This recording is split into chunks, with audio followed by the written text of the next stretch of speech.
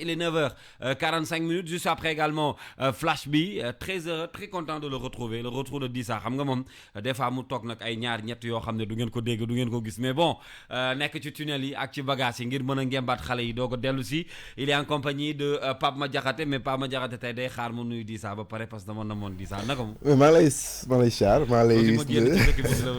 Et puis c'est un plaisir encore le plaisir est renouvelé de te retrouver ce matin. De retrouver également suñu ay auditeurs suñu ay internautes di nuyu Yacine Digital sama réalisatrice de classe bi de classe mondiale bi ndaamal king lañ koy woowee di nuyu Pape Sarr.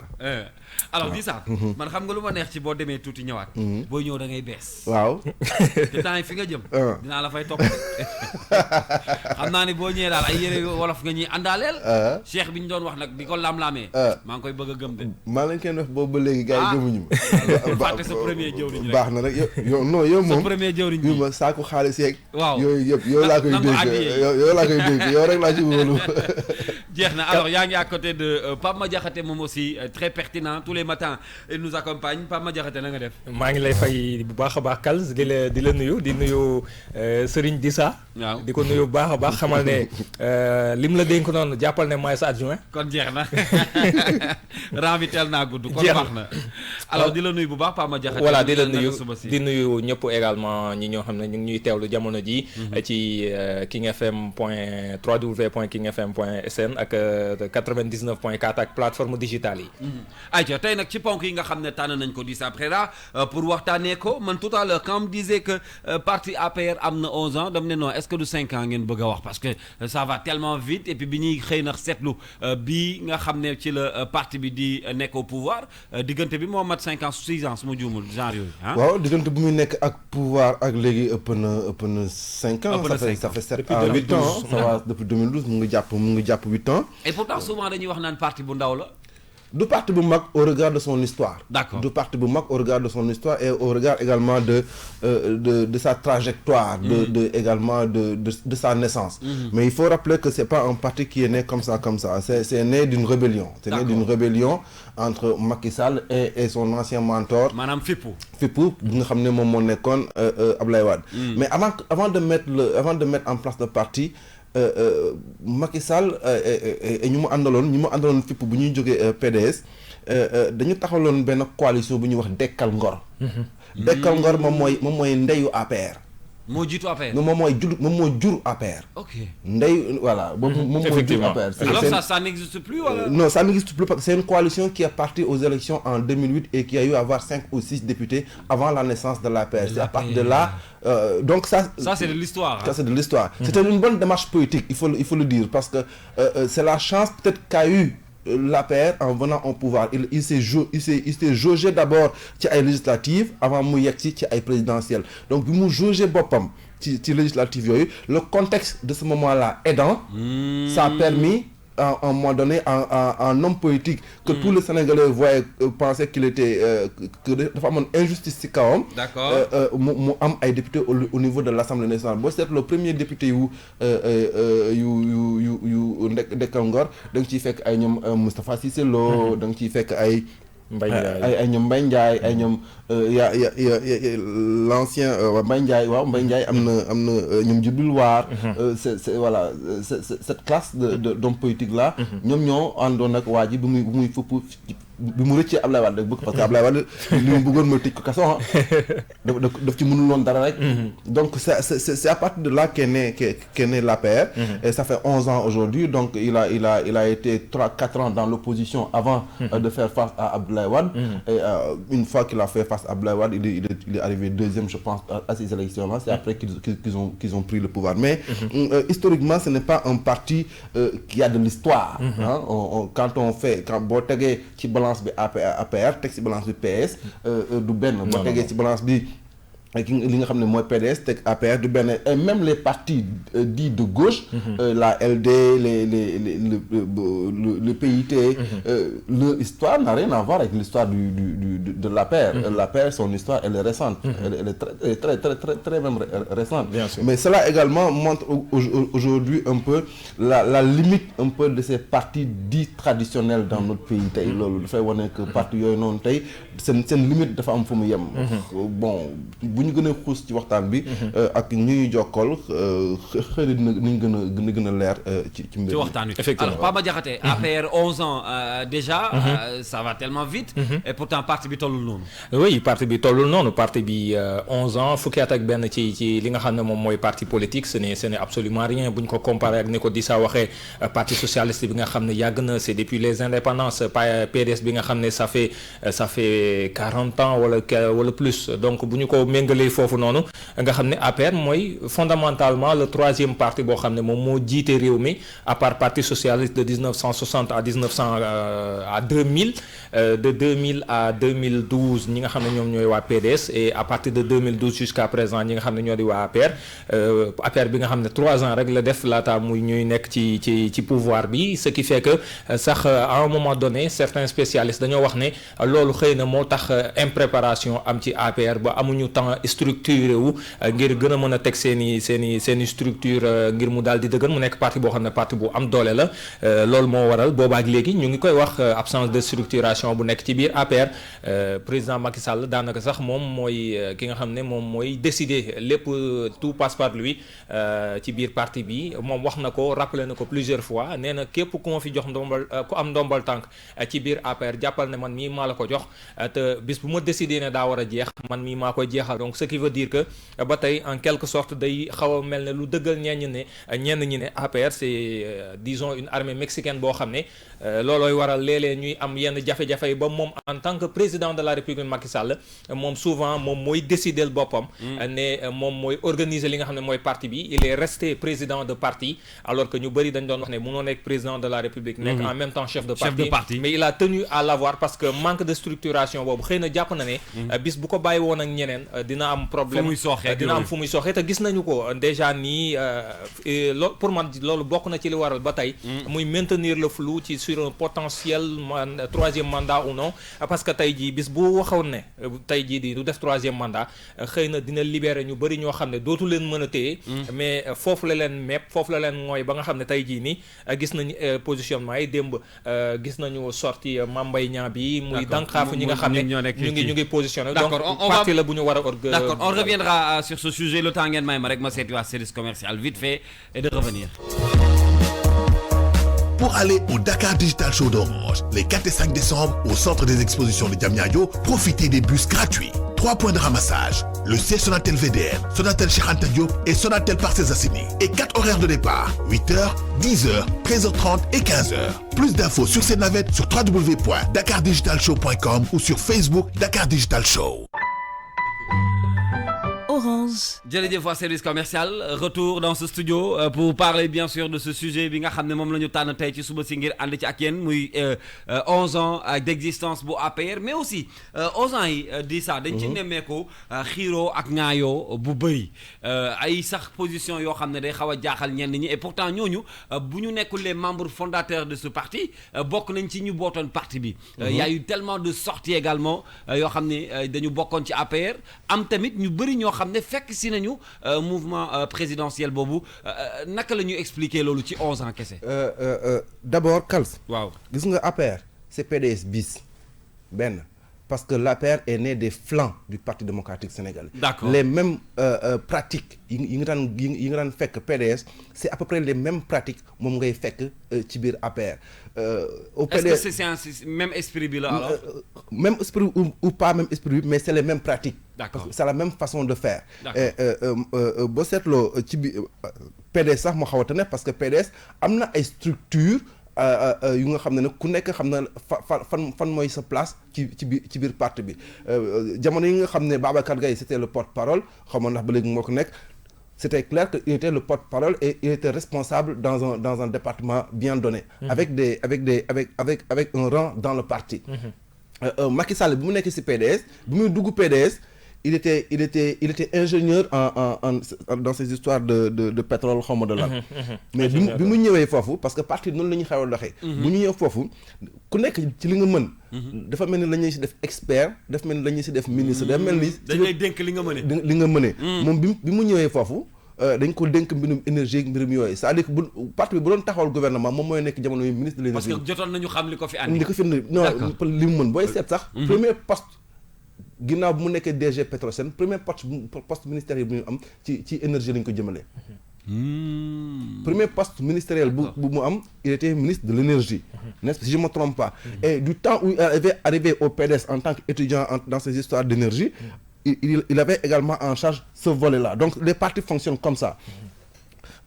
Mais bon, cette APR, l'APR est né des flancs de la coalition Dekkal Ngor. Dekkal Ngor, c'était une coalition, c'était pas des gens uniquement qui étaient avec Macky Sall. Il y avait des gens qui étaient avec Macky Sall parce que dañ ko bundu xataloon biir PDS, mais mu am yeneen pàcc yu nga xam ne que ci seen politique bi la ñu nekk également ils sont venus le retrouver et ils sont allés aux élections. Maintenant boo xoolee structure APR, comme j'ai dit tout à l'heure que c'était la même structure que le PDS. Le PDS, ils disent que il y a une seule constante, le reste ce sont des variantes. C'est des variables ou des variantes. C'est exactement la même chose, qu'on le dise ou qu'on ne le dise pas au niveau de l'APR. Qui décide de tout au niveau de l'APR? C'est qui? C'est Macky Sall. C'est Macky qui décide de tout. Donc soit les derniers développements de lu xew ci dëkk bi won nañu ko da nga naan mut wala nga ne mott. Da ngay assumer, da ngay nangu lu ñu teg nga ànd ci. Ils ont prétexté pour cela discipline de parti.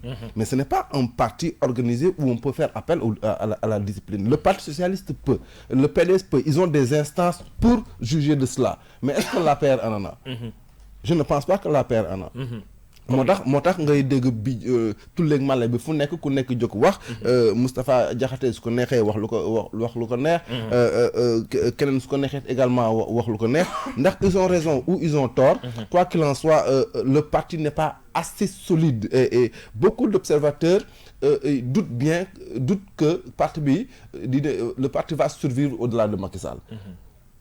Le PS a survécu au-delà de Wade, de Diouf, de Senghor. Le PIT a survécu au-delà de Dansoko et les autres. La LD a survécu au-delà, bon, à peu près un peu, hein, ça a éclaté même un peu, divisé, mais quand même,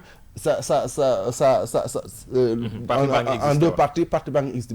Mais la question fondamentale aujourd'hui, est-ce que tey APR mën survivre au Bouffé Macky jógee. Ça c'est une grande interrogation et man awma ci yaakaar. Oui, dina difficile mu survivre parce que li gën a été, je veux dire, réponse oui ci sa question boobu mooy ay ponkal rek ñoo nekk ci biir APR. te ñoom ku ci nekk daanaka mën nañu ne war nga mën a jiite ak parti bu ñu xoolee Alioune Badara Cissé ci benn côté, gis Mimi Touré ci beneen côté, ainsi de suite mais ay kàngam lañ ci wàllu politique kenn ku ci nekk war nga mën a jiite li nga xam ne mooy parti bi moo tax nag boobaak léegi sax ku ci nekk ñu ngi ruumandaat naan est-ce que du kii la Macky Sall di jiital après moom kan la ñuy jiital fondamentalement man je pense que APR dina am problème après pour maintenir ci li nga xam ne moom mooy parti bi maanaam continuer di survivre après Macky Sall à moins que le président Macky Sall moom ci boppam bu fekkee ne jeexal na mandat ba daal di pare li nga xam ne mooy présidence am mu bañ a raxas ay loxoom ci li nga xam ne moom mooy parti bi ndax quoi qu'on puisse dire am na gëdd boo xam ne am na ko fa je pense que loolu rek mooy mën a tax mu parti bi continuer di exister moom malgré au-delà même d'être bu wàccee nekkatul président de la République mu continuer encore une fois te benn mainmise li nga xam ne mooy APR jusqu'à un certain moment bu ko defee nag mu doog ko bàyyi mais bu paree président mandat am rek daal di raxas ay loxoom ci parti bi à coup sûr ci sama gis-gis APR day tas parce que gëw ma ma ne déggoo boobu ñuy xaar ci punkal yooyu nekk ci biir parti bi dina mën a wéy d'autant plus que ku ci nekk am nga say nitu bopp te ku ci nekk aussi xëy na wóoluwoo sa morom ngir mu jiite au-delà de yow parce que comme ni ma ko waxee ñoom ñëpp ku ci nekk am nga dayoo boo xam ne ci wàllum politique mais dina jafe nga nangu rangé wu ci keneen xëy na peut-être à un moment donné c'est ce qui est en train d'arriver pas tout à fait exactement que ce qui s'est passé au PS wala au PDS mais à peu près mën nañu gis ne loolu mën na posé wu parce que PS comme ni nga ko waxee y avait des fortes têtes yoo xam ne ñooñu jàppoon nañ ne ñoom la et puis y avait une discipline une certaine organisation boo xam ne tout était clair gis nga Ousmane Tanor Dieng bi mu génnee àdduna dès le début Abdoulaye Wilane avait dit que Aminata Mbengue Ndiaye moo topp ci moom ci hiérarchie bi donc à coup sûr moom moo koy remplacer ba keroog ñuy dem congrès au PDS tout le monde sait que Abdoulaye Wade c'est lui qui gère lu ko neex lay def lu ko neexul ku ci àndul da ngay génn ci parti bi donc APR Macky Sall moo fi nekk Macky Sall le président Macky Sall il est plutôt jeune il va vers un deuxième mandat pour mën a terminer bon a priori on va mettre entre guillemets jusqu'à ce que ñuy gis leneen donc c'est autant de questionnements yoo xam ne mën nañu ko poser mais ce qui est sûr et certain mooy d'ici la fin de son mandat l'APR dina gën a yëngatu boobaa nag dinañ xam exactement quand sera-t-il ci li nga xam ne moom mooy doon avenir li nga xam ne mooy APR qui est encore une fois très très jeune un parti qui n'a que 11 ans et qui à la fin de ce deuxième mandat du président Macky Sall aura à peu près 15 ans on va dire donc parti bu jeune la et il faudrait pas que mu finir comme beaucoup de partis ont fini. Mais non, tu as absolument raison, c'est un parti jeune, tu as raison, mais également je pense que c'est un parti qui a un certain mérite. Parce que c'est pour la première fois dans l'histoire politique du Sénégal, un parti est formé au bout de 3-4 ans, il se retrouve à la tête du pays. Le PDS a galéré grave avant d'y arriver. Mais en contexte quand même. Non, c'est un contexte. C'est pourquoi je dis tout est lié au contexte. Tout est lié au contexte et à la limite ça on les a un peu aidés à accéder au pouvoir. Wade les a un peu aidés à accéder au pouvoir d'une certaine manière. Si. Parce que à cause de cette histoire de quart bloquant, de vouloir mettre Karim Wade à la tête du pays, convocation Karim Wade à l'Assemblée, ce genre de choses là. Mais il faut dire que entre 2008 et 2012 également, c'est un parti qui a beaucoup mobilisé, comme j'ai dit tout à l'heure, le contexte aidant, ils ont réussi quand même à attraper le pouvoir. Non seulement à aller au pouvoir, mais à maintenir quand même ce pouvoir-là pendant d'abord le premier septennat et réussir un deuxième mandat. Généralement, en Afrique, quand on a un premier mandat, c'est pas compliqué d'avoir un deuxième mandat. Mais aujourd'hui, c'est peut-être la question du troisième mandat qui pose problème partout en Afrique. Mais généralement, avoir un premier mandat, c'est peut-être problématique, mais généralement, avoir un deuxième mandat, c'est plus facile. Donc ils ont réussi ça. Bon, maintenant l'APR dans l'exercice du pouvoir. Comment l'APR s'est révélé dans l'exercice du pouvoir? Je pense également que c'est une bonne question à se poser. De 2012 à 2017, c'est comme ça? 2019 ouais. Comment est-ce que l'APR a géré le pays? Est-ce que politiquement parlant, l'APR quand même a été à la hauteur? Oui ou non? C'est une question que je me demande. Je ne suis pas très convaincu. D'accord, dinañu jokkoo également comme d'habitude ak ay invité ci téléphone bi fàttaliwaat ni ñi ngi ànd ak yéen ci jotaay bi depuis 9h30 li ñuy waxtaanee nag bokk na ci ponk bu njëkk bi 11 ans d'existence su parti boobu ñu naan APR te seen njiit nekk président de la République bu Sénégal son excellence Macky Sall ñi ngi ak Abdoulaye Cissé chroniqueur la bu RFM xam-xamam màcc également ci wàllu politique Abdoulaye Cissé ñi ngi lay nuyu. ñu am mbégte ànd ak yow ci King FM ma ànd ak Dissa Prera Pape Madiakhate Sarr ni ma ko waxee sànq 11 ans d'existence ci parti boobu du APR et pourtant ñi ngi naan parti bu ndaw la booboog léegi waaye mi ngi dem ba am fukki at ak benn. waaw parti bu ndaw la ci ay at parce que ci fi mujjee juddu ci parti de gouvernance bi la bokk ça fait en fait ci parti d'obédience traditionnelle yu mag yi ci bi ci mujjee juddu la bokk xëy na ci ay at. parti bu ndaw la mais terewul mooy parti de gouvernance bi tey du nag parti bi nga xam ne nii moo yor nguur gi parce que baax na toujours ñuy wax ni parti socialiste yoree woon Sénégal nga xam ni c'était un grand parti bu yoroon nguur gi jóge fi parti démocratique sénégalais donte PDS sax coalition alternance 2000 CA 2000 CA 2000 ñeenti parti yu mag ñoo ko seqoon muy LD muy PIT ak And Jëf ñoo nekkoon le socle bi nga xam ne moo porté Abdoulaye Wade au deuxième tour après yeneen parti yëpp opposition greffé wu ci joxe le front pour l'alternance bi nga xam ne moo parachevé alternance su président Abdoulaye Wade dëgg la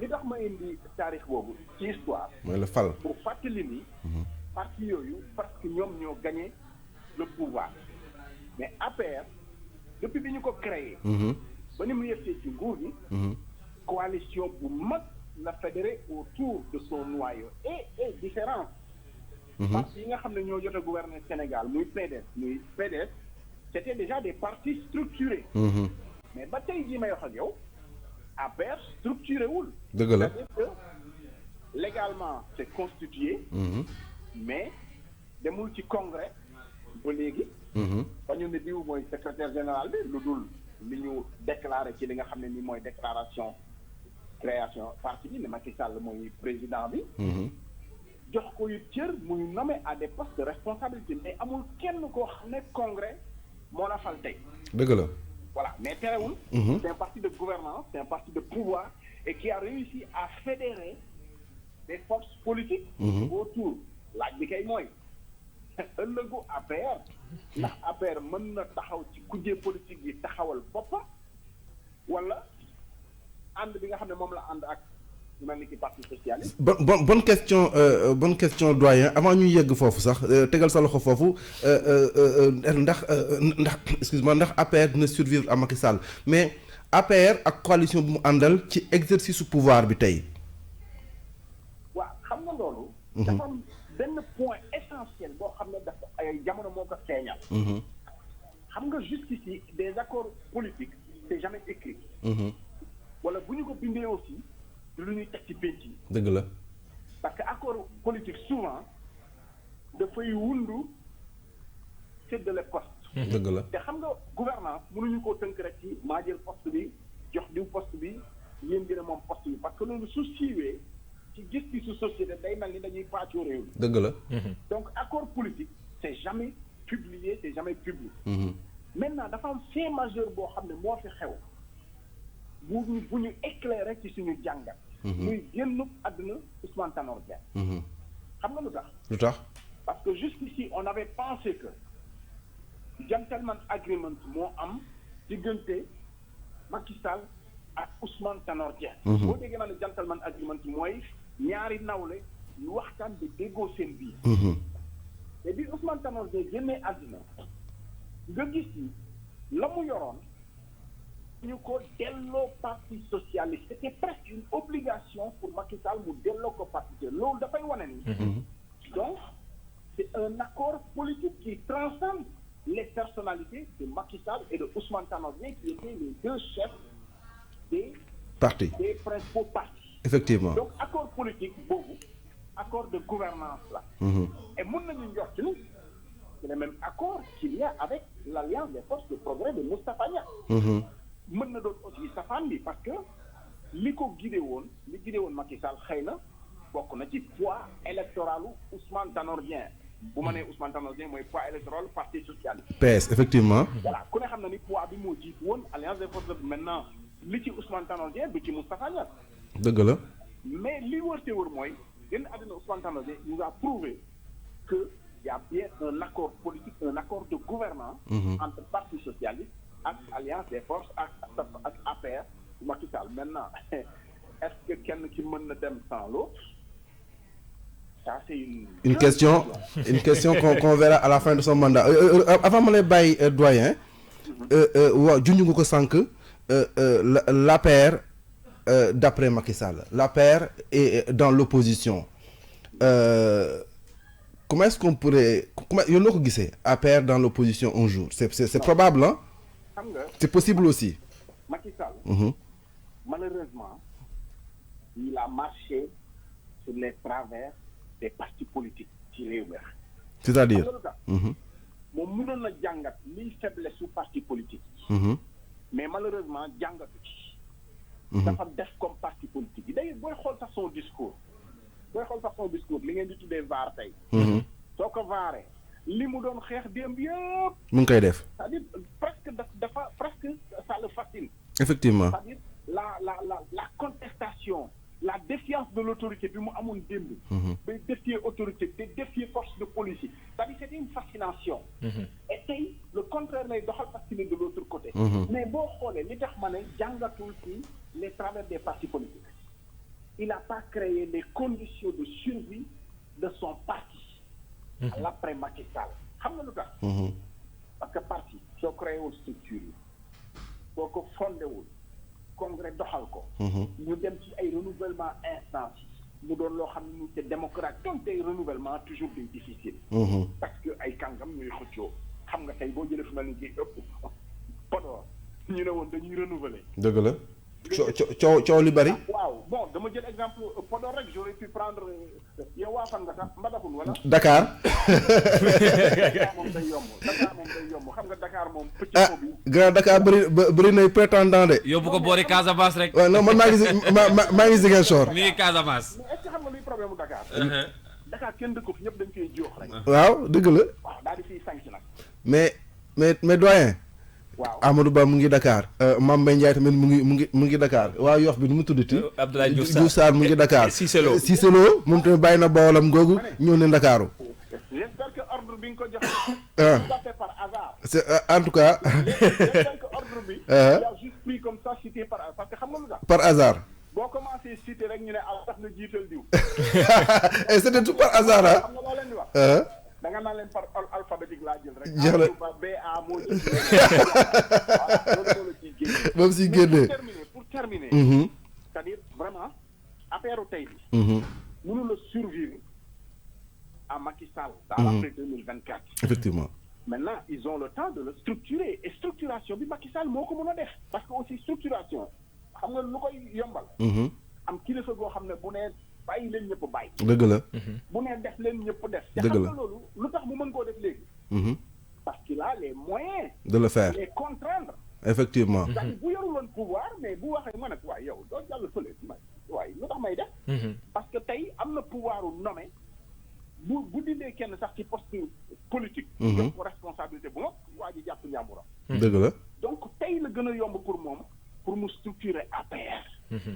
mais nag enjeu yi dafa bari APR seul ci guddi tey bii ñu nekk nii mënul jël pouvoir donc aussi Macky Sall enjeu mooy surtout te jëm naa ni loolu moo nekk ci xel bi. enjeu mooy préserver la coalition au pouvoir maintenant coalition au pouvoir bi et ça c'est la grande question.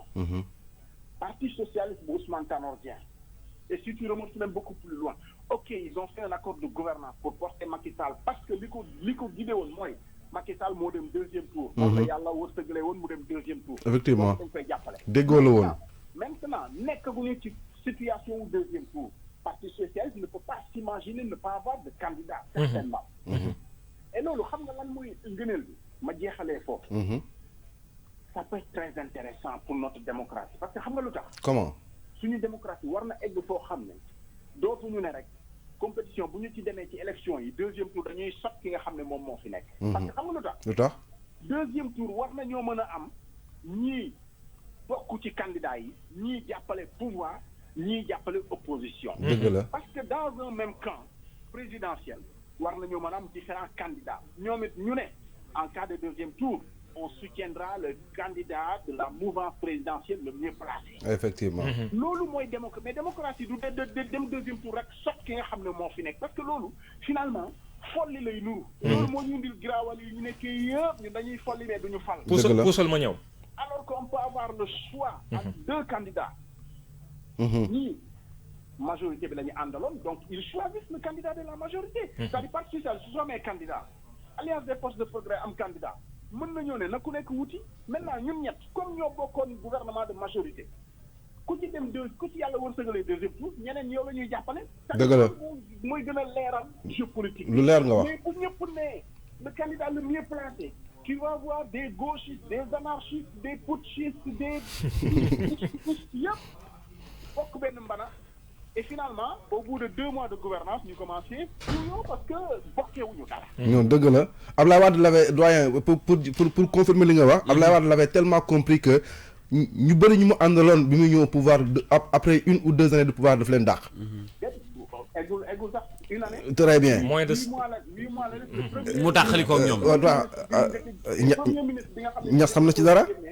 Amath Dansokho la. dëgg la. Parce que Amath Dansokho bon connu pour sa liberté de parole et de ton. Def mission sax ca mission ba la ko Moustapha Niass xaritam bi woowee ne ko nguur gi daal nee na jarul ngay dellu voilà tu vois Amath Dansokho bi ñu koy wàccee. ci réew la nekkoon. dëgg la. ñu jóge fa moom Moustapha Niass ci boppam yëf yi mënul continuer. Abdoulaye def tàggoog moom nommé kan Mame Madior Boye dëgg la. moom it fekk mu nekkoon ministre de la justice. Moustapha Niass premier ministre. D'accord. Voilà. Alors fi ñuy jeexale Abdoulaye Cissé man la question que j'ai ñenn ñi xëy na ñu ngi koy am si seen bopp mooy ndax mën nañu compter ci parti APR bi nii mu mel ni yeneen parti yu mag yi ñuy tudd comme exemple moo xam PS wala PDS ndax ci yaakaar ëllëgam mën nañu yaakaar mu nekk parti bu mag boo xam ne Sénégal dinañ koy bàyyi xel avenir am. su structuré wul. il ne survivra pas à l'après 2024. maanaam su structuré wul boo déggee ma ne su structuré wul au-delà de structuration nationale bi. structuration à la base. parce que mënoo ne ëllëg da ngay am doole. bu fekkee ni pour prendre exemple bi nga jëndee Dakar. il y a 3 larrons en foire qui se tirent dessus. D'accord. C'est pas possible. D'accord. Merci beaucoup Abdoulaye ñu ngi lay gërëm bu baax ñu ngi lay ñaanal kennal ak jàmm aussi. jërëjëf mu nekkoon Abdoulaye Cissé di chroniqueur journaliste ci rajo RFM mais également nekk ci ñun mu mel ni wax ji leer na. Structuration boobu am na solo ci parti boo mënti gis mais dafa mel ni soxla nañ ko aussi ci APR. mais non dafa essentiel gis nga dafa essentiel c'est-à-dire que bu amul organisation du dem. bu fekkee ñëpp dañu bëgg jàppee ay seen bopp ay bu fekkee dafa am benn général ñëpp jàpp nañ ñoom ñoo ay colonel lañu. muy militant avec mu responsable bi mais du dox. Non. Et qu'est-ce qui a fait que le PS a bien marché depuis presque avant les indépendants? C'est-à-dire que même dans les villages les plus reculés, il y a des sections. Ils ont commencé par ça, des sous-sections, des sections, ainsi de suite. Plus ñuy dem ci boo jógee ci village dem ci département après ville bu ci nekk dafay am benn structure bu nga xam ne moom mooy toppatoo foofu. C'est comme un peu l'organisation du parti communiste un peu. Quand on regarde le parti communiste chinois dans les zones les plus reculées du pays ils ont des sous-sections yi nga xam ne qui organisent les militants à la base. C'est pas le cas de l'APR. D'accord.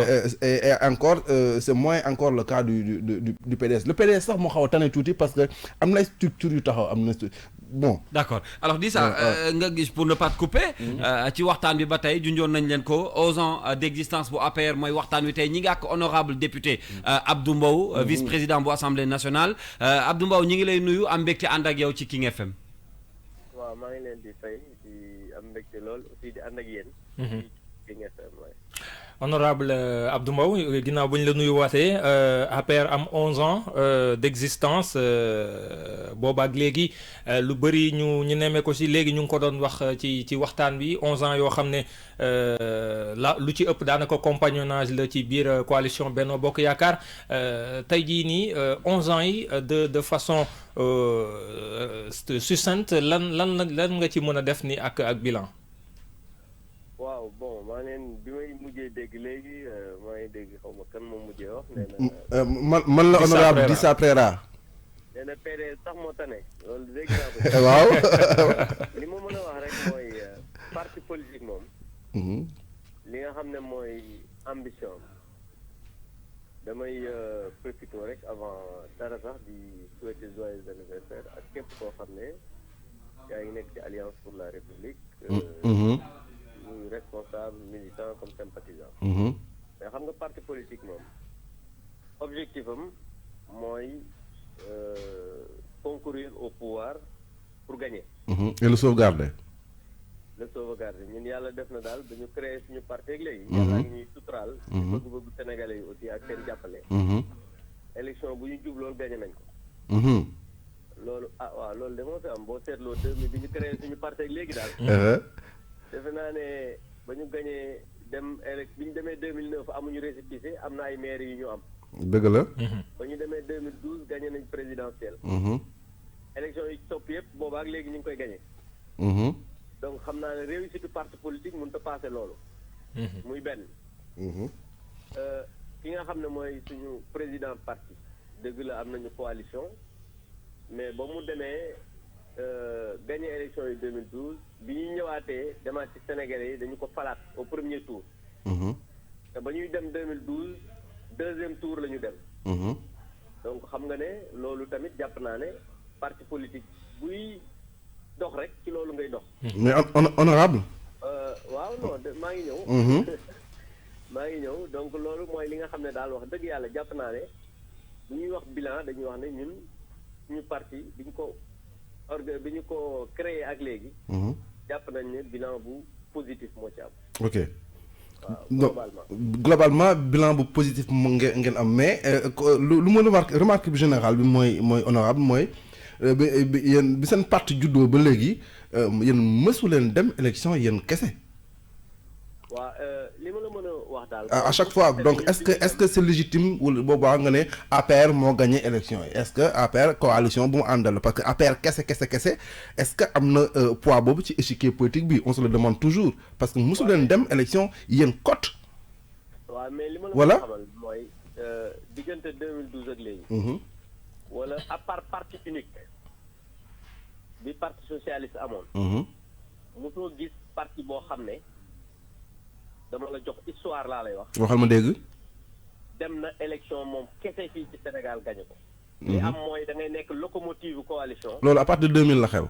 waaw non déedéet à partir de 2000 xewul parce que avant 2000 il faut interroger l'histoire. Qui? Il y a eu des coalitions Oui, il y a eu des coalitions mais le PS a toujours gagné les élections en étant majoritaire. non déggoo li ma la wax. dëgg am du dëgg.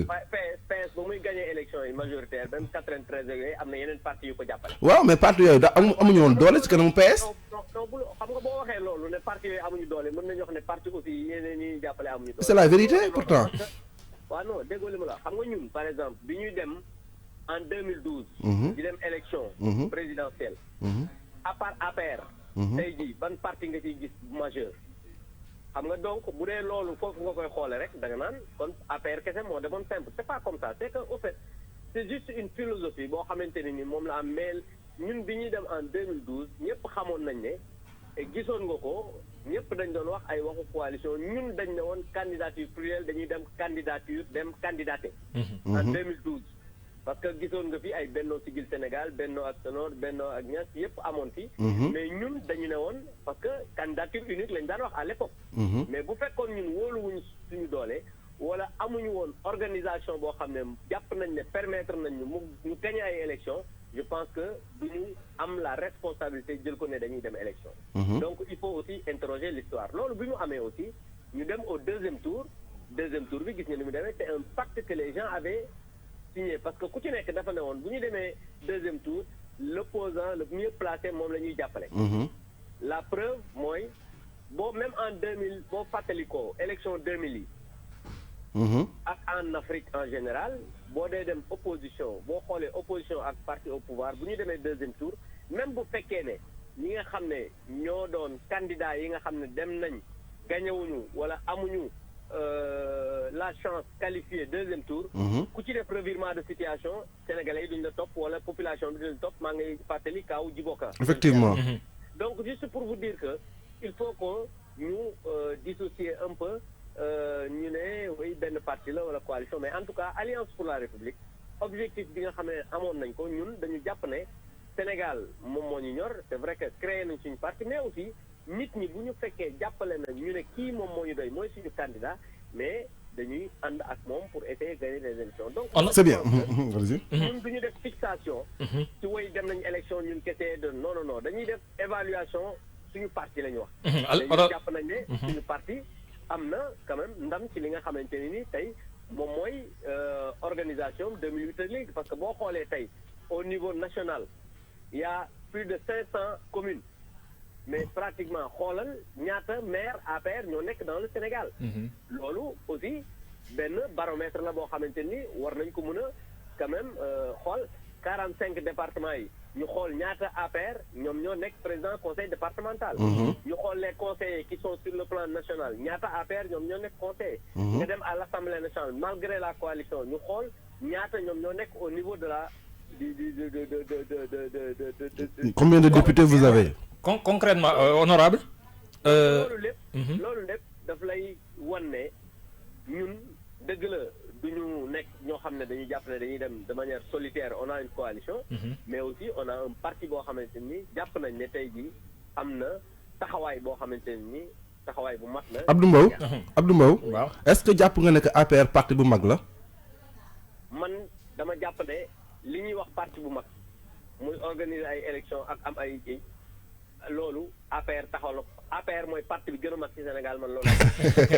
alors leen li ñu bëgg a gis li ñu bëgg a xam mooy fi 2024 contexte bi dina changer bu bokkul ak contexte actuel bi 2024 avec la fin wu deuxième mandat bu président Macky Sall ndax yow jàpp nga ne dëgg-dëgg lii di coalition bi ak parti bi APR de façon particulière mën nañu survivre ci li nga xam ne moom mooy après li nga xam ne mooy président Macky Sall.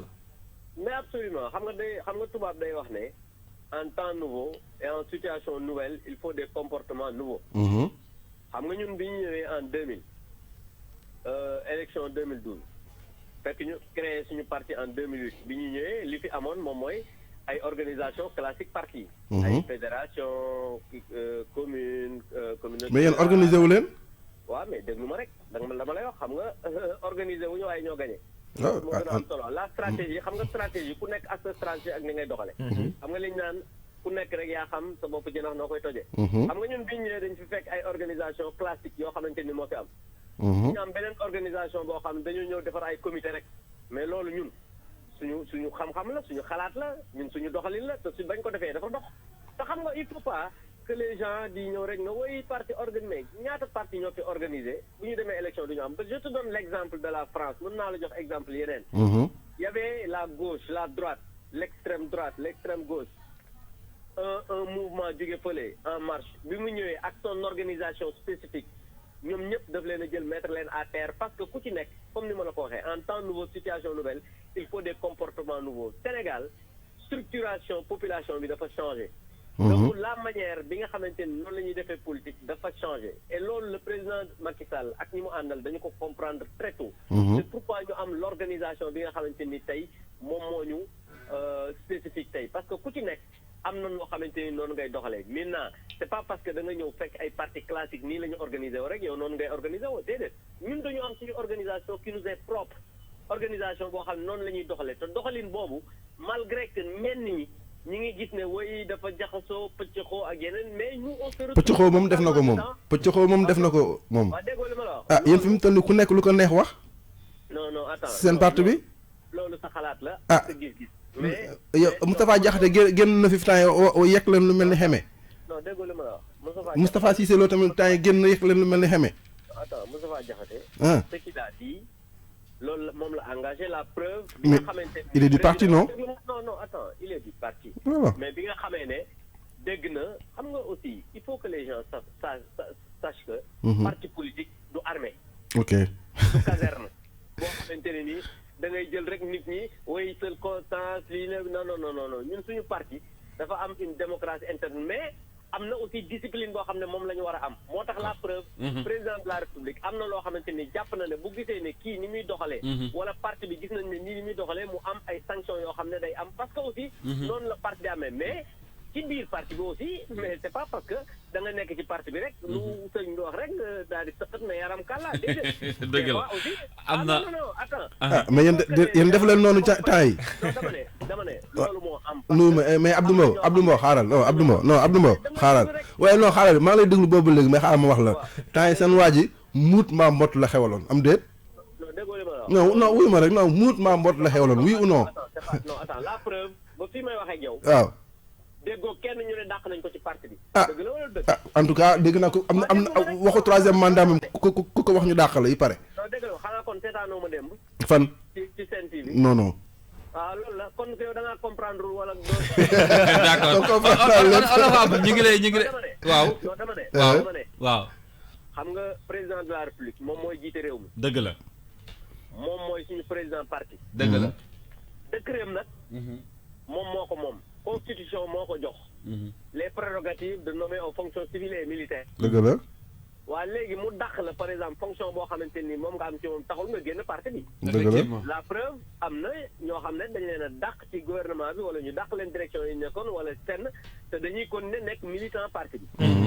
parti bi am na commission discipline. boo xamante ni nii am na ñoo xam ne traduire nañ leen ci commission discipline benn moment. bariwul de. moo am ay yooyu loolu nga xalaat parce que ñun du lépp la ñuy am rek weer ko ci mbedd bi. yéen ak yéen ngeen bëree coow. en tout cas.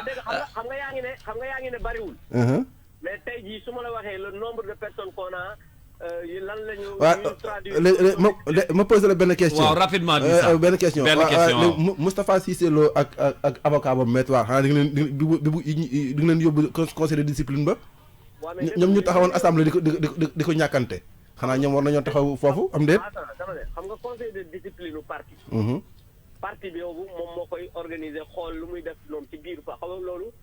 fóotum biir la comme ni ñu koy waxee. ok ça n'a absolument rien à voir. le linge sale se lave en famille. parce que chaque jour du lu xew rek ñu ne génn ci mbedd bi ne lii ak lii ak lii maintenant nag. il faut nga xam ne aussi parti politique. ku ci nekk dafa am foo yaroo. ku ci nekk da nga am foo jóge. ku ci nekk da nga am sa spécificité ak nooy doxale. dëgg la. parce que ñëpp mënuñu yem nu ñuy waxee ñëpp mënuñu yem nu ñuy gisee ñëpp mënuñu yem ci ko. dëgg la même tey jii rajo boobu nga nekk King FM. des fois ñett daal di toog benn wet jëw benn waay daal ne technicien bi daal li muy def dara baaxul. kenn ki daal ne kii daal li mu defee xam nga yooyu day am ci biir kii yow yaa ma gën a xam li may wax. déet. donc loolu. d'accord du ñàkk ci biir organisation parce que. dafa bëri ay nit ku ci nekk sa personnalité ku nekk sa comportement. effectivement des fois nga dégg ñu ne kii dafa yaru. kii ñu ne dafa agité kii amul yar naan donc yooyu yëpp dafay am ci organisation. effectivement donc moi je pense que. loolu cela n'enlève en rien. engagement ak force de frappe bi nga xamante ni Alliance pour la République am na ko parce que. loolu li mooy bëri rek mais gars yi boobu ba léegi. ñuy wax mais bu ñu demee dañ leen di duma ba ñuy nooy. jërëjëf mais honorable ñu ngi lay gërëm bu baax et surtout di la gërëm ci disponibilité bi à chaque fois bu ñu la soxlaa nga ubbil ñu sa ay porte ñun tamit dañu soxla autorité yu mel ni yéen yi nga xam ne bu ñu leen woowee ñu wuyu ñu wax ak askan wi am na nag ñoo xam ne xëy na gis-gis yi du doon benn mais yow moom franchement mention spéciale waaw.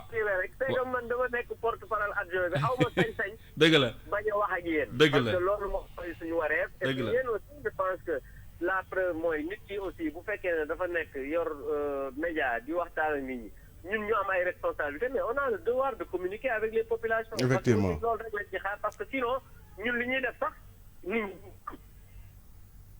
c'est la réalité. merci beaucoup honorable.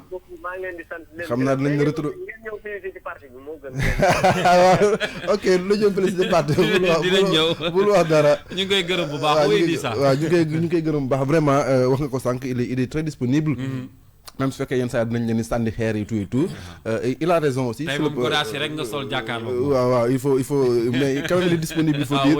j'aurais bien voulu avoir nag Moustapha Diakhaté parce que xam naa ne moom wala Moustapha Cissé Lo ci suba si. mais Moustapha Diakhaté joxoon nañu kàddoom sax ne ñu dinañu seet si. waaw boobu moom semaine bi il faut ñu taxawal ko defe naa Pape Sarr. mën nañ see yendu di wax ci waxu APR waxu politique généralement mais waxtu bi daf ñu xaw a dab. te xam naa am na yeneen ponk yoo nga xam ne que war nañ ko jukki tey ci suba gi. ayca ñu marqué benn pause musicale pour ñëw ci deuxième sujet bi fàttaliwaat leen ni ñu ngi ànd ak yéen ci suba ak léegi ci la première radio digitale bu Sénégal. Ne bougez pas, c'est l'heure de la pub.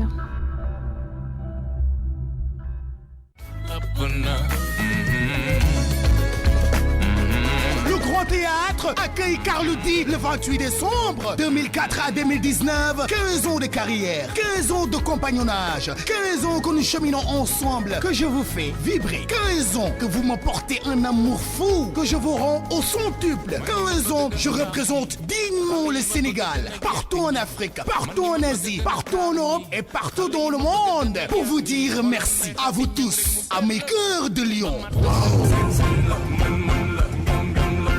Un événement exceptionnel avec Carlo D, Loka et Doff White. Du jamais vu au programme. Rétro, danse, chorégraphie, opéra. Le 28 décembre. Live, show et plein d'autres surprises. En concert, réservez vos tickets et venez très tôt. Les premières 200 personnes sur les lieux recevront un album dédicacé et auront droit à une photo avec moi. 15 ans d'existence, c'est pas 15 jours. Mesdames et messieurs, retenez très bien. Prévente 10 000 jour J, 15 000 VIP, 20 000 pour réserver vos tickets ou participer en tant que partenaire sponsor de l'événement. Contactez-nous au 77 307 44 45. 15 ans Carlo D Show, ça va être chaud.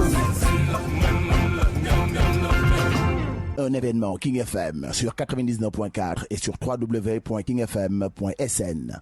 King FM Dakar 99.4. Fort en musique. 9e édition du Show of the Year, qui est aujourd'hui le plus grand événement hip-hop, mais aussi la plus grande rencontre qui regroupe toute la culture urbaine du Sénégal. Le 20 décembre au stade Iba Mar Diop de Dakar et le 29 décembre à la Bellevilloise de Paris. Nidov, le King des stades. Un événement King FM sur 99.4 et sur www.kingfm.sn. King FM Dakar 99.4. Fort en musique. Boande Réseau Morgan. Ok.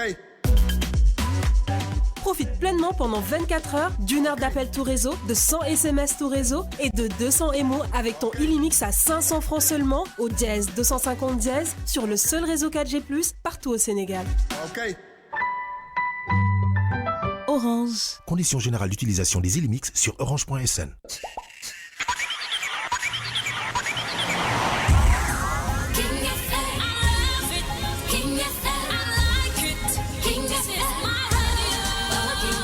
Suivez-nous sur notre site web www.kingfm.sn.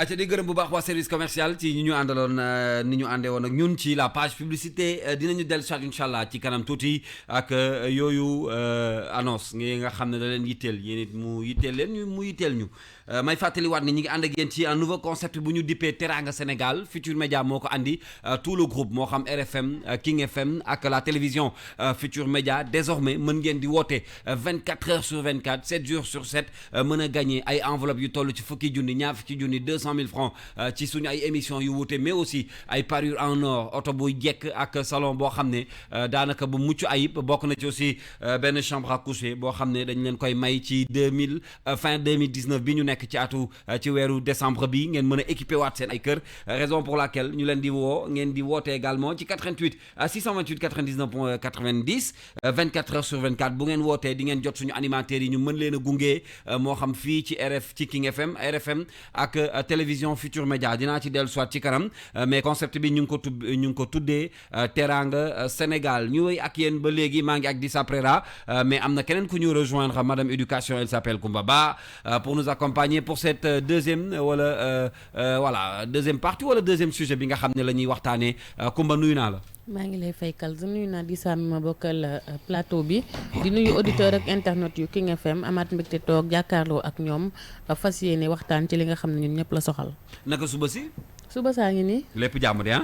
waa sant yàlla. alhamdulilah alors deuxième sujet bi Dissa junjoon nañ ko sànq muy non assistance à une personne en danger. nemeeku nañ ko ci Sénégal dugal sa malade ci ambulance muy wala ci sa taxi wala ci oto di wër ak moom ci hôpitaux yi foo dem duñ ko jël ba mu mujjee ñàkk bakkanam yaakaar naan loolu c'est tellement triste. exemple bu ñu ci mujjee am ci week-end bi defe naa Koumba Ba wax na ma ko sànq benn waay bu demoon. ci benn hôpital de la place parce que dafa yóbbu woon benn jumeau pour gars yi ñu jël ko en charge mais finalement waa ji dafa mujj génn àdduna parce que dafa dem ci hôpitaux yooyu noonu yëpp ñuy dem soit ñu ne ko amul place soit ñu ne ko ñu laaj ko xaalis bu nga xam ne mënu ko fay soit duñ ko sax faale donc c'est pas nouveau ce genre de situation là au Sénégal. Il y a 1001 fois on a dénoncé l'accueil dans les hôpitaux parce que gis nga premier élément bi nga xam ne moom mooy rassurer nit ki malade bi mooy accueil bi nga koy accueillir. ni nga koy dalalee dalal ni nga koy dalalee mais on s'est rendu compte que. xanaa xam nga loolu rek faj na nit. mais on s'est rendu compte que Kals. waxtaan wax dëgg ci on s'est rendu compte que man il m'est arrivé d'écouter, d'entendre, je même pas écouter, d'entendre, hein, parce que d'entendre ay discussions ay sages-femmes ak affaire yooyu ci nga xam ne mooy jigéen buy matu da ngay dégg yenn saa yi fitnaal gi nga koy fitnaal. bi nga koy def ni mu neexee woon. yéegal ci taabal defal nii taxaweel nii. et tëddal fii bi ñu sonal sa yuuxu yi fàtt nañu. je veux dire ce genre de propos là je ne pense pas que. non je ne pense pas que sax lu ñuy jàngale à l'école de médecine ou bien à l'école d'infirmerie ou ce genre de choses là. et c'est pas nouveau au Sénégal. benn bi ci man nag bu may fatt mooy man bu may amer bi nga xam ne bàll ma ci wax ji bu may fatt mooy mooy laaj xaalis bi te nit ki nekk ci diggante dund ak dee. man boobu laa mënut a supporter. parce que pour man toll nañ ci foo xam ne ni que jamono ji nit ki war naa ñëw am métit nga faj ko ba pare doo ko defal facture. effectivement mën naa fay mënta fay ala kulli aal dina fay ci nii wala ci nële. mais boo ko nee dama lay bàyyi ak sa métit tant que fayoo du mun la faj. loolu je pense pas que c'est dugalaat nga ko ci beneen situation. jàpp naa ne loolu alors Kumba sujet baa ngi noonu day xaw a sax jaaxal njaboot gi des fois. exactement boo déggee ki nga xam ne moom la jumeau am accidenté. nga ànd ak moom nekk ci benn taxi de 19h à 23h. hôpital boo dem ñu ne duñ la jël ku nekk di joxe sa ay raisons ñi naan sunu appareil bi ñu ko war a fajee dafa panne ñi ne amuñu place tu fais le tour des hôpitaux quasi de 19h à 23h. ba finalement ci corniche bi su ma juumul ci la waa ji daal di ñàkkee bakkanam moom mi nga xam ne mooy seexam bi mu ko doon raconté sax da doon jooy tellement dafa métti hôpital boo dem ñu ne la non duñ ko jël man dal na ma sama doom dama wàcc dara dalu ko bi may xëy mais xam nga xale day def fièvre am na xale yoo xam ne bu ñu defee fièvre dañuy piqué crise mais di saa bala maa am clinique bu ko jël parce que am na possibilité faju clinique boobu parce que dañuy wax naan clinique yi tamit bëgguñu urgence yenn cas yu urgent yi ñoom bëgguñu ko parce que seen réputation clinique la ñuy seet bon bref toujours est-il que da ngay yor sa malade nga ñëw yow yaa ngi tiit mais fay moo mujj. parce que boo fay bi ci facture lañ koy def balaa ñuy def facture il faut que ñu évaluer xool nit bi nga xam ne mu ngi nekk en danger lan moo ko dal li di saa wax ni c'est tellement vrai da ngay nekk ci man jigéen laa jaar naa ci da ngay dem hôpital nekk ci maternité. di dégg mais yenn wax yu choquant yu nga xamante ni mel ni yow mii di wax yow kenn juru la. wala tu es tombé du ciel. il faut qu'on se respecte Kals parce que benn dame da doon raconter dafa mu njëkk am doom fii Sénégal après mu dem bitim réew amee fa doom. mais nee na bi mu ñëwee ñu indi ko urgence teg ko ci kii bi moom xamul woon ni ñii di daw di ñëw si moom la ñu jëm dafa yaakaaroon benn autorité moo feebar ñu indi ko fa ndax ni médecin yi dawee ak ni ñu dawee ñëw di ndekete moom la ñuy jël si moom mu taxaw di seetaan pour moom keneen ku ko gën a important parce que jàpp na ni li xew Sénégal moom moo xew fépp boo waxee nag ñoom dañuy faral di daw deuxième naan non du ñëpp mais du ñëpp liñ naan du man kese bokkuma ci moom moo ko gën il ne faut pas que ñuy am nu ñuy minimiser yàlla boo ñëw di saa ñu gis la sa mbubu oyof moo tax man Kals dama am benn dynamique bu may doxee ak ñoom gis nga boo ñëwee ci yenn service yi di saa waxal français nga rouler parce que moom mooy tax ñu respecté la parce que bu ñu la gisee nga naan doom nanga di xaw a yërëmtalu boobu dañ lay gën a piétiner boobu lañ lay gën a ñàkk respect te lii ñuy wax dëgg la parce que ay sage-femme ngay toogal yoo xam ne ñoom dañoo mën seen liggéey di taxawu ay nit yoo xam ne dañu nekk en situation mais ñoom si seen jëmm bopp rafetluwuñu loolu maa ngi fàttaliku benn concept bu ñu fi teg yàggul di saa di peek accouchement humanisé accouchement humanisé boo ko gisee pour éviter genre situation yooyu moom moo taxoon ñu taxawal ko parce que da ngay ñëw ci maternité xamoo kenn jàngoo mënoo liir yow mi jigéen bi yàlla bu mu fekk sa borom kër yorul mais façon wax bu ñaaw wax bu ñàkk teggin bu nekk dinañ la ko wax nga nekk mag koo xamante ni bi wóor na la ne kii sa doom sa taaw sax moom moo ko mag wala sa ki topp sa taaw moom moo ko mag mais moom moo jàng santé pour ñëw assister la mais xale boobu di la manquer respect ci biir liggéeyam ba nga xamante ne dootoo bëgg sax yow ñëw foofu noonu da ngay gis nit ñoo xam ne dañuy am gêne pour dem wax ak benn personnel bu ñu gis ci biir hôpital bi parce que dañuy bañ a wax ñu jànni leen da ngay ñëw ñu bind service d'accueil et orientation mais boo ñëwee boo nuyoowee rek balaa la mère bi fa nekk parce que ay femmes lañ fay teg yoo xam ni xaw ma dañ leen di former ci ñuy dàggasante xaw ma mais boo ñëwee salaamaaleykum rek bala mu laa fay yàlla moo xam. mais li nga wax dafa nekk dëgg ba nga xam ne Kumba Ba boo seet mais généralement nag Kumba man jàpp naa ne dafa am personnel politique bu ñuy indi ci hôpitaux yi. exactement boo xam ne amuñu fa seen place. C'est-à-dire que le maire il gagne la commune, il a des quotas d'emploi, il va prendre quelques de ses militants. La clientèle politique. Il faut les placer. Qu'il va placer généralement au niveau du centre de santé. Et généralement, centre de santé, moyen le pour nous def nit ñu bari. C'est parce que yombul gis nga fofu nonu centre de santé ak ñi balé mbéd yi politiciens ci lañuy ak maire yi ci lañuy placer sen pion yi mais boy placer sa ay militants mais placer yóbbu leen feneen foo xam ne danger nekk fa alors ci waxtaan bi ñi ngi ànd ak Boubacar Diop moom médecin généraliste la ñu fas yéene waxtaan ak moom un petit sujet bi nga xam ne moom la ñu tànn ngir waxtaane ko muy non assistance à une personne en danger ñu seetlu ko lool ci hôpitaux yi monsieur Diop ñi ngi lay nuyu bu baax ci suba si ci King FM. waaleykum salaam wa rahmatulah waa Sud FM. Sud FM ou King FM. King FM, c'est une nouvelle radio alors. Futur Média. Futur Média, c'est toujours le groupe GFM. Voilà. C'est toujours le groupe GFM. Voilà, docteur. Oui. 10 après la ci kaddu gi kal som ko maye. Docteur, prise en charge urgence yi au Sénégal. Dafa yàgg nekk problème te dañ koy yàgg kaas lan moo tax loolu docteur. asalaamaaleykum mbokk auditeurs yi. di nuyu di leen jàmmasal di masu ci wàññeeku ñu koy wax si j'ai bonne mémoire léegi laa gis benn seex buy plaindre de son jumeau bu wàññeeku. masu di ko jàll. avant tout dama bëgg a xamal ne bu dee ci médecine bi. dañu amee un code de déontologie boo xam ne moom mooy code de conduite du médecin yëpp. Dans le même cadre de formation bi infirmier di am aussi c'est le même code de conduite. Code de conduite boo xam ne probité morale la l'humanisme ak beaucoup de compétences. Mais comme dans toutes les sociétés du monde, les exigences posent des problèmes sérieux. Amul benn médecin ou un personnel médical boo xam ne dana taxaw di gis kuy wàññeeku te du ko am lu ko metti. Ne serait-ce qu'un humain. Donc ñu koy massawu d'abord. Maintenant circonstances yi ça reste à déterminer. Il y a des responsabilités parce qu'il y a la responsabilité médicale. Loolu c'est un sujet boo xam ne mënuñu ko débattre fii au micro. Responsabilité médicale dafa nekk une lourde responsabilité boo xam ne. Le médecin est tenu d'avoir des obligations de moyens. Tous les moyens possibles avec quand je dis médecin, c'est tout le personnel. Des moyens de traitement, des moyens de diagnostic, des moyens de faire. Malheureusement, nous nous trouvons dans des situations parfois, c'est pas pour justifier, où il n'y a pas la possibilité.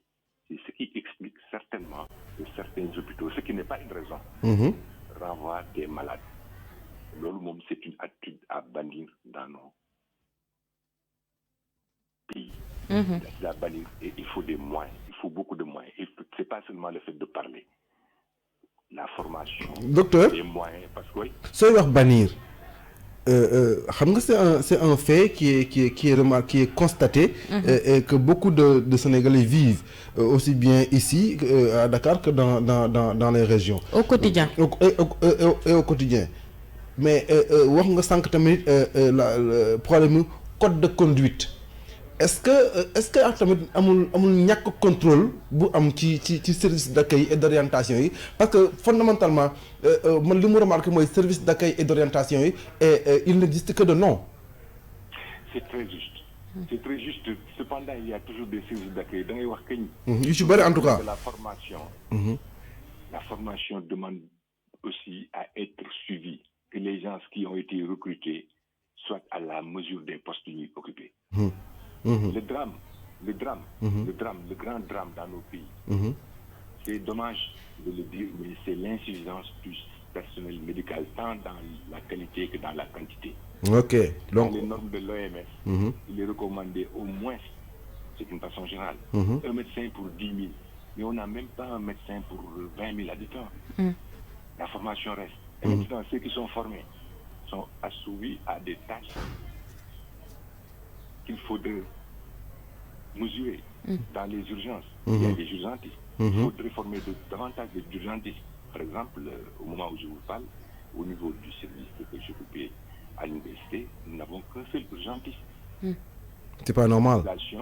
D'au moins 10 000. Donc, il y a une insuffisance. Il ne faudrait pas toujours dire que c'est l'État, c'est l'État. L'État a tout fait pour nous, c'est à nous de faire. Parce que nous sommes d'accord qu'on est à construire 2 ou 3 mosquées dans chaque quartier. Encore ça, c'est un autre problème. Mais est-ce qu'ils sont aptes à faire des dispensaires aussi? Toujours nous sommes derrière le contrôle de l'État. Donc, pour parler du personnel, donc, voilà un peu grosso modo.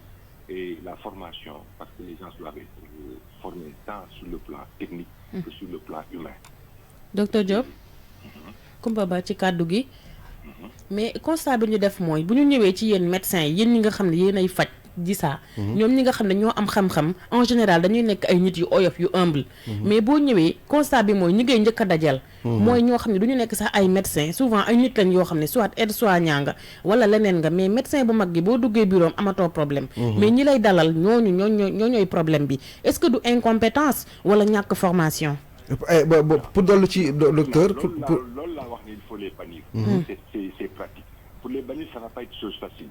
Parce qu'il y a toujours le service camarade qui fait qu'on fait entrer un cousin, un neveu qui n'a pas la formation, encore qu'on peut le former. Il y a 2 solutions. Soit bannir cette pratique, comme à l'université, avant ça se produisait.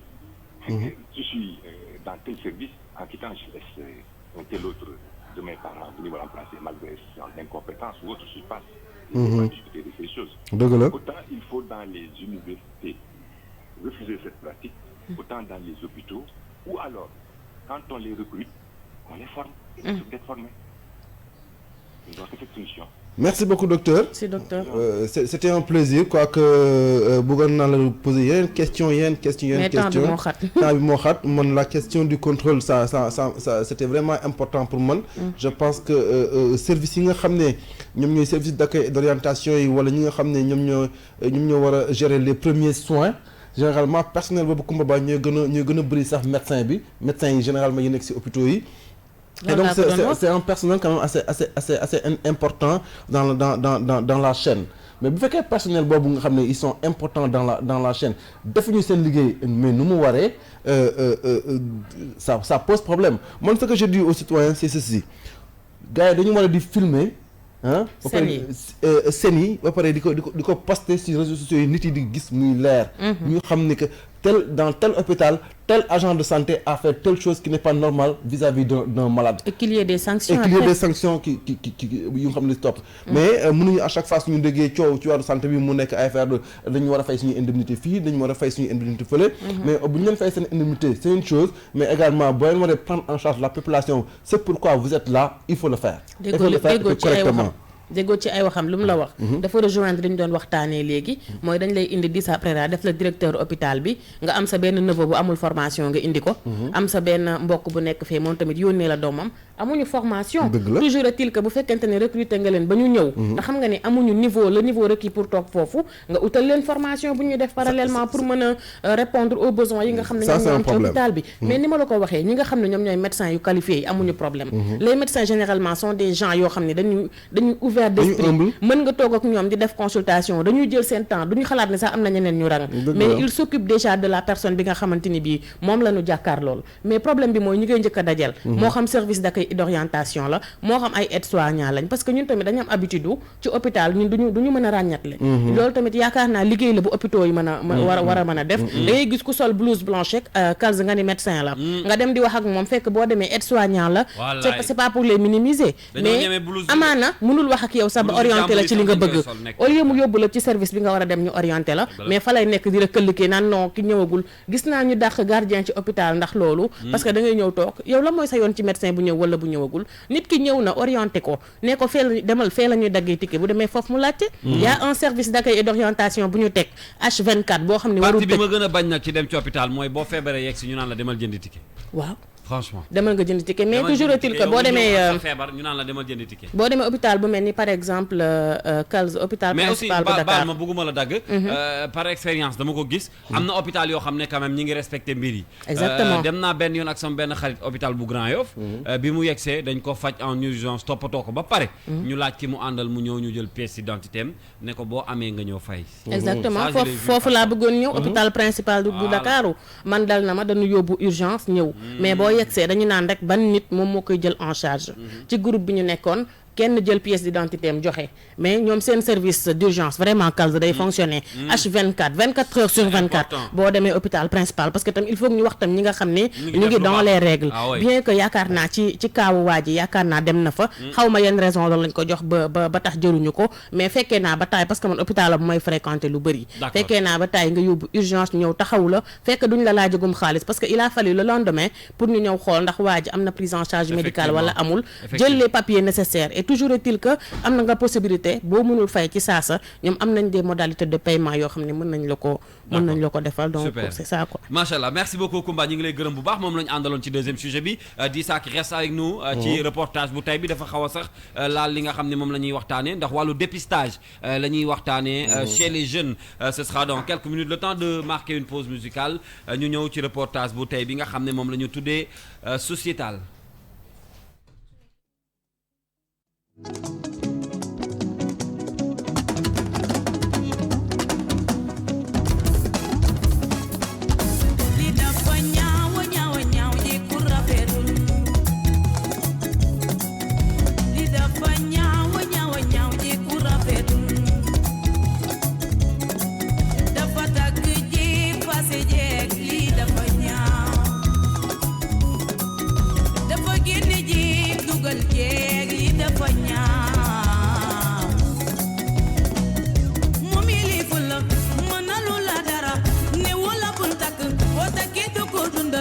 Jarul woon sa si tapas génne ko sa kër mu dem njabootam di toro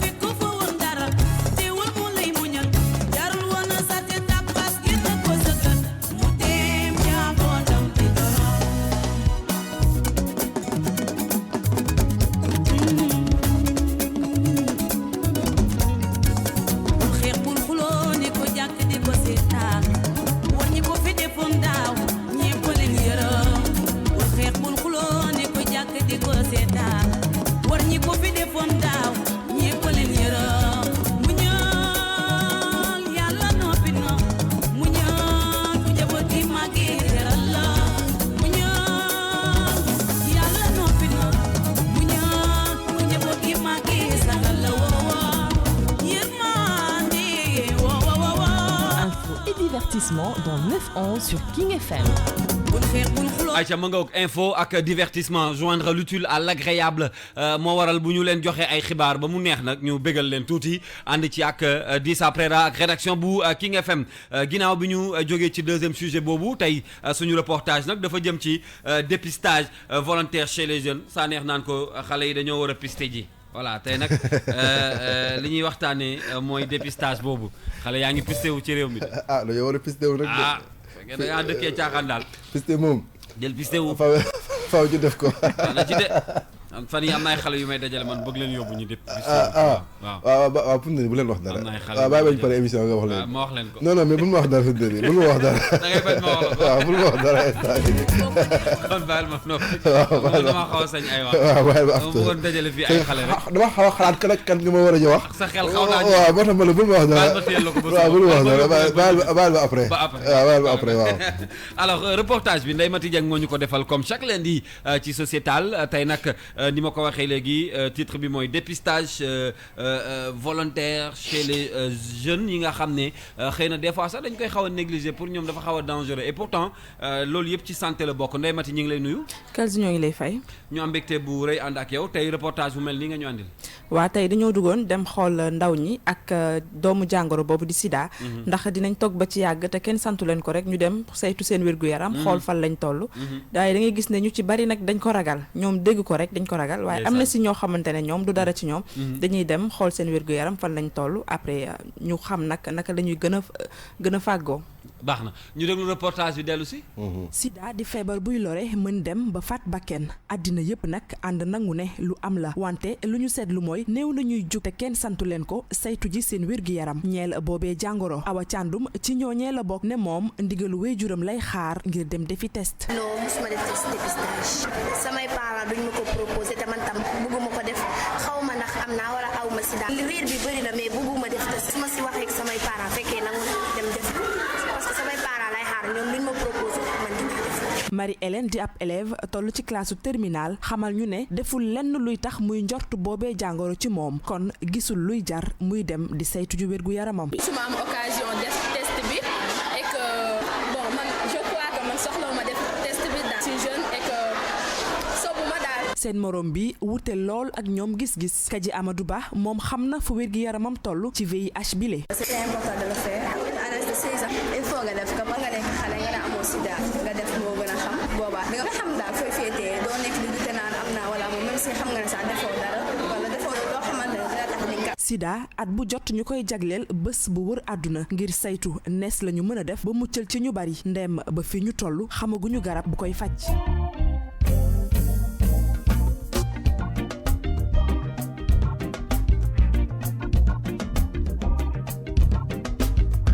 sida ngi ci buntu kër yi taxaw di ñu yeddu jéego mi gaaw lool fi ne dégg na dayoo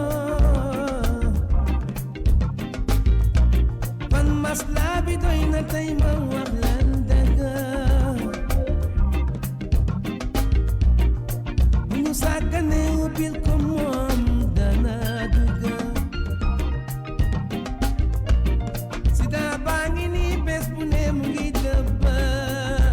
aca sida baa ngi nii bés bu ne mi ngi dëpp sida baa ngi nii nekk suñu buntu kër yi di fëgg de temps en temps bu ñu ko ubbil nag c'est un message très fort boo xam ne Thione Ballago moo ko defoon ci feebar boobu di sida di ça waaw Ndeye Mati def na reportage bu am solo ginnaaw démbaloon journée bi nga xam ne moom la ñu jagleel xeex feebar boobu ci àdduna bi c'est vrai que Sénégal on a beaucoup parlé de lutte contre le sida on a moins parlé par exemple de dépistage beaucoup à un moment donné on s'est plus focalisé sur la lutte contre le sida et il faut dire qu'il y a eu des résultats démb rek maa ngi gis ay statistiques yu jógee Ziguinchor yu nga xam ne on nous dit que sur 12 000 et quelques patients yu nga xam ne visé kii nañ leen dépisté nañ leen cette année on se retrouve avec un taux de 1,6%. Et 1,6% yooyu noonu c'est dans une catégorie de personnes bien précises. Et c'est un peu global au Sénégal mais il faut dire que tamit dafa am ay zones yu nga xam ne Sénégal moo xawoon gën a feebar bi fa la gënoon lawee. pour diverses raisons ndeysaan maa ngi gis démb benn soxna soo xam ne borom këram moo ko wàll feebar bi mu jógee dëkk bi ñu naan Côte d'Ivoire. elle a témoigné à visage découvert c'est pas facile. au regard de la stigmatisation bi nga xam ne moom la ñuy faral di am. mais c'est important je pense aujourd'hui Ndeye Maty nit yi di dem di xool seen bopp di xool seen fan lañu tollu ci mbir mi. waaw di saa loolu lu am solo la nga toog ba ci yàgg dem saytu ji sa wér-gu-yaram même bu fekkonte ni sax mësoon nga ko def. ndax feebar bi degré bi fu mu tolloon foofu la toll ba léegi. VIH lu mu doonoon il y a 20 ans. ci ginnaaw loolu la nekk ba léegi mais da ngay gis ne feebar bi bu njëkk ba sax ci la ko nit ñi gënoon a ragal que léegi. parce que bu njëkk ba boo nee sida rek ñëppay tiit. waykat yi dañ ciy way ñi nga xamante ne ñoom bu ñu waxee askan wi dégg leen dañ ciy wax. mais léegi raar ngay dégg ku ci wax boo ci wayee sax peut-être kenn du ko déglu wala ba xam dañ naan moom dafa bëgg di diaboliser à tout moment. parce que da ngay gis ne feebar bi. dafa commencé bari ba nit ñi dañ ko commencé ñeme au fait. je dirais pas ñeme jug dem xam ni kii am na nangam nga def ak moom mais duñ ko bàyyi xel. duñu bàyyi xel ne sida mu ngi exister ba léegi. ren nag thème général bi moo nekkoon l'action des organisations communautaires dans la lutte contre le sida. sous-thème bi di woon la prise en charge des enfants sidéens muy xale yi nga xamante ne dañuy juddu àndaale ko ndaxte nag sa wéjur bu fekkente ne am na ko da ngay gis ne boo tollee diggante ci biir hôpital yi dañ lay am benn traitement boo xamante ne da nga koy topp pour que sa doom mucc. léegi nag bu fekkente ne yow loolu noonu da nga ko négliger wala parfois nga dem ci yenn zone yoo xamante ne jigéen mën na ëmb ba wasin te du dem sax hôpital. donc moom du xam ndax moom doomam ba du def test du def dara comprendre nga. léegi nag yooyu yëpp nag moo tax ren ñu teg thème boobu pour xool nan la ñuy def ba xale yooyu noonu mucc si daal wala xale yi nga xamante ne am nañ ko naka la ñuy def ba kii bi feebar bi du law alors lan moo tax d'habitude xale yi wala jeunes yi di ragal a dem defi dépistage. bon pour man ñàkk xam la et ils n'ont pas également assez d'informations par rapport à cette question-là. boo amul information bu leer ci loolu da ngay xaw a ragal également bu fekkee tamit defkat nga également loo wul sa bopp bu fekkee moom yow moom waaw. amoon naa xarit boo xam ne waaw dafa demoon pisté wu ji de waaye jëlewul résultat yi de di ça waaw dafa demoon yow xam nga ki ma lu leer dafa demoon jëli ji waaw xam naa defoon dépistage gars yi ne ko dans une heure nga dellu ba léegi résultat yaa ba tey mais il faut dire quand même que au regard de l'Afrique de l'Ouest généralement et de l'Afrique noire en général ñun Sénégal dañ ci teel a jóg sida am na fi boo seetloo sax ci bu ñu joxe ay pourcentage li bokk na ci catégorie de personnes yi nga xam ne que fa lañ ko gën a nemmeeku mais généralement ñi ñuy wooyee ñaari tur yi xëy na foofu le taux bi gën a bëri gën a rëyee sax que ci population en général à part ñi nga xam ne des travailleurs du sexe comme on les appelle mooy ñi ne ci mbir mi mais de façon générale quand même mooy état du Sénégal mooy organisation non gouvernementale mooy association yi mooy bàjjenu gox yi mooy ñi nga xam ne ñoom ñooy occupé wu à li nga xam ne mooy santé communautaire. Je pense que ces 20 dernières années depuis bu feebar bi commencé lëmbee àdduna bi quand même Sénégal def na ci benn dànk ñoom ñëpp àndandoo taxaw ci xeex bi ba nga xam ne que quand même il faut dire aujourd'hui que sooy wax sida mais ñu bari xam nañ lan mooy sida si dëkk bi nga jàng wala nga ñàkk jàng maintenant xam nga sax nu ngay def ba moytu ko boo seetloo Kals ba ñu fiy introduire ay préservatifs ay préservatifs ba ñu koy introduire Sénégal il y a 20 ans peut-être bëri woon na coow trop entre autres raisons yu ñu évacué woon lii affaire sida bi ci la bokkoon Ndeye Maty waaw da ngay gis ne bi ñu koy dugal fii ci Sénégal coow bi bari woon na parce que déjà suñu mërs mën na nekk ne nanguwu ko parce que dañuy wax ne bu fekkente ne sa soxna wala sa borom kër lew na la jarul ngay nekk di utiliser préservatif ou des choses comme ça mais léegi nag da ngay gis ne foo bi bari na et que ça devient dafa dem ba nekk benn nécessité boo xamante ne il faut que ñu implanter ko fi di def aussi prévention voilà prévention bi wax ndaw ñi ne bokk nii la ñuy war a mën a moytoo ci feebar bi léegi nag ñi nga xamante ne ñoom ñooy organisation communautaire yi ñoom tamit def seen liggéey wax ne tamit nekkul ne rapport sexuel kese moo koy joxe ay wattu ci ay kii ak ay yeneen yu ci bari mën na ko mën na ko joxe mais da ngay gis ne nit ñi ñoom bu ñu gën a xam bi mooy sida rapport sexuel moo koy joxe boobu la nit ñi gën a xam or que am na tamit yeneen moyens yoo xamante ne mën na koo joxe waaw am na yeneen moyens yu koy joxe moom laa doon wax ni je pense que sensibilisation bi au niveau du Sénégal la communication la sensibilisation est vraiment passée au Sénégal beaucoup de gens beaucoup d'organisations ont pris cette question en charge aujourd'hui waxuma ne sida bi amu fi waxuma ne sida bi nit yi ñu amatuñu sida mais on est quand même arrivé à stabiliser notre taux de prévalence depuis 10 ans 15 ans wax naa ko sànq quand même il y a des zones quand même rouges aujourd'hui il y a des zones dans le pays parce que c'est pas homogène yëpp bokk ñu yem taxawaay waaw am na zone yoo nga xam ne que ñoo gën a susceptible am feebar boobu que yeneen zones yi merci beaucoup Ndeye Maty ñu ngi lay gërëm bu baax ci reportage bi ñu andiloon tey ci suba si jëm ci wàllu dépistage xanaa ñaaxaat ndaw ñi rek ndax loolu ci la bokk day tax ñu mën a aar suñu wér-gi-yaram voilà te xam fi nga féetee aussi da ciy baax waaw di dox di tañax nii rek c'est pas sûr nañ jéem a xool fi ñu tolluwaay bu fekkee am na lu nekk suñu yaram ñu jéem cee taxaw ñu xam ko lu leer nga wax de c'est important une page de publicité et puis on se retrouve Ne bougez pas, c'est l'heure de la pub.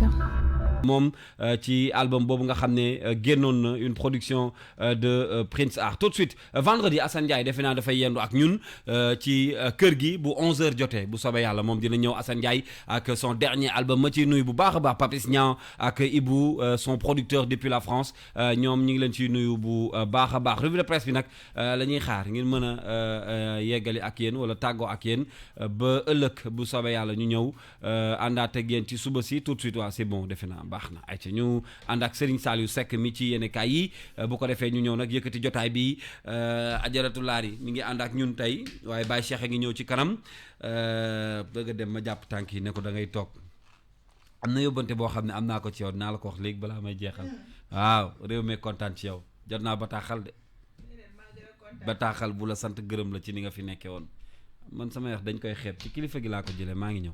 Guy Marius Sagna encore Guy Marius Sagna toujours Guy Marius Sagna daanaka yéenekaay yi nu xëyandool ñoom ñëpp a xëy bindu turam seenu xët muy l'Observateur, L'As, Les Échos, Vox Populi, Source A, Enquête, Le Quotidien, Walf Quotidien, Sud Quotidien ba ci La Tribune yéenekaay ubbil l'Observateur journal Futurs Médias bi ne Guy Marius Sagna ak juróom-ñetti moromam niki aljuma bi nu weesu ci lañ leen tege woon loxo ci bi nu doon manifester ba yegg ca palais de la République te boo moytuwul tey jii dinañ leen jébbal procureur de la République ngir mu gëstu seeni mbir te nag lañ leen nar a toppe bokk na ci daan yu diis yoo xam ni bés bu nu ko gàllee ci seenum ndodd dinañu xam ni bés yi góor a koy bay Les Échos ne tey laa leen di limal lanu nar a toppee Guy Marius Sagna ak i ñoñam trouble à l'ordre public di salfaañe mbedd mu buur di aaye bokk ci doxam ñaxtu bu nu tere violence jëmale ko ci ab takk der bu nekk di defub liggéeyam yéenekaay bi lii lépp bi mu ko boolee tënk ci la bind ci aw xëtam Guy Marius Sagna rébellion et violence contre agent lan nar a gàll ci am ndoddam laas yéenekaay moom xëy samp laaj ne Guy Marius Sagna héros la wala démon Les Échos ne lu ci man di am daal ñi fare ci nguur gi moom tëj nanu Guy Marius Sagna ba noppi La Tribune ne moo tax ci Guy Marius Sagna ak i ñooñam démb ci assemblée nationale bi ministre de l'intérieur Aly Ngouille Ndiaye doon jàll ñoo fa nekkoon les absents les plus présents ndax nag journal des médias bi nee na daanaka député bu fa jël kàddu wax nga ci Guy Marius Sagna Aïda Sow Diawara ca la bokk li mu xamle moo di Guy Marius Sagna ak i ñooñam faaw ñu teg leen lu metti te tar ndax nag li nu def dafa ëpp Déthié Fall bokk ci parti réew mi mel ni ku koy tontu ne ko boo leen ko defee tamit di ngeen def lu ngeen tegul fenn ndax nag réew meeg fi mu toll tere fi marche ci boppam la ñu war a bàyyi boole ceet jële fi arrêté bi fi Ousmane Ngom xaatimoon Déthié Fall ne liy dëgg tey dëgg moo di nañu bàyyi Guy Marius Sagna mu ñibbi këram moo ki àndandoom Cheikh Mbacké Bara Dolly ci L'As Quotidien lii sax dafay gën a nërmeelal démocratie réew mi Vox Populi ne lu ci man di am daal Guy Marius Sagna ku war a moytu boppam la ndax nag li koy yoot dara seddu ci ba noppeet Aly Ngouille Ndiaye miy jëwriñ ci sàlloo wàllum biir réew mi kaaraangeeg réew mi li mu xamle moo di ne nekkul ni moom moo fiy jële arrêté Ousmane Ngom bi tere ñuy amal doxu ñaxtu ca centre ville bi njiitul Pastef di Ousmane Sonko ci L'As Quotidien ne ko yow Aly Ngouille Ndiaye démissionné rek moo la war ndax nag amatoo dara loo fi wax ji waral lépp Walf Quotidien nee na moo di njëgul courant bi nu bëgg a yokk tax nag Guy Marius Sagna ak i ñoñam doon doxum ñaxtu ba yegg ca palais de la république boobee enquête yéene kaay nee na jëfi ñoom Guy Marius Sagna yi boo moytuwul dina tax ñu tere képp ku fa naratee jaar waxu malaak di fa tambaambalu géej mbambulaan gi faatati na ay bakkan ubbil Vox Populi journal bi ne juróom-benni doomu aadama yoo xam ne ñëpp ay sénégalais la ñoo bàyyeekoo ci réew Maroc doon utali Barcelone waaye ca mujjantal mujjantal ga ñoom ñëpp mujjee ñàkk seen bakkan ci biir géej gi yéenekaay yokku ci dinu xamal seeni tur muy Gora Diop Basirou Ndaw Serigne Mbacke Ndiaye Modou Matar Ndiaye ak Cheikh Tidiane Seck Ndeye Fama Seck moom jabar la ci kenn ci juróom-benni mool yi ya bàyyee ko woon caaroy géej te réer ci biir géej gi ñaari ayu basa ngi nii moom nag soxna si moo nekk ci xët u njëkku l'Observateur dinu xamal ni diir bi borom këram di Lamine Gueye demee ci géej géej léegi ab gorom lekkatul naanatul Ndeye Dégène Wade moom it yaay la ci Pape Malick Diop ma bokk ca mool ya dugg ci biir géej gi li mu xamal Alassane Anne bu l'Observateur mi leen seeti woon moo di ne saa su jant bi fenkee ba muy waaj a tëdd li muy xalaat moo di géej ak na mu lëndëmeek la mu làmboo te doomam a ngi ci biir àddunaam séppay tukki àdduna sépp tey seen xel a nga ca Ballon d'Or France Football 2019 bi stade yéene kaay ne Sadio Mané ca la bokk te it ci favori yi la waaye nag la ko nar a xañ bokk na ci journaliste africain yi lànk bañ koo votel Stéphane Guèye nekk journaliste ca Canal Plus ne Sadio Mané bu santoon Maninho bañ a sant Mané kon kenn waxatu kon ndax nag ñépp xam na ni Ballon d'Or 2019 bi Sadio Mané mooy ki ko mérité.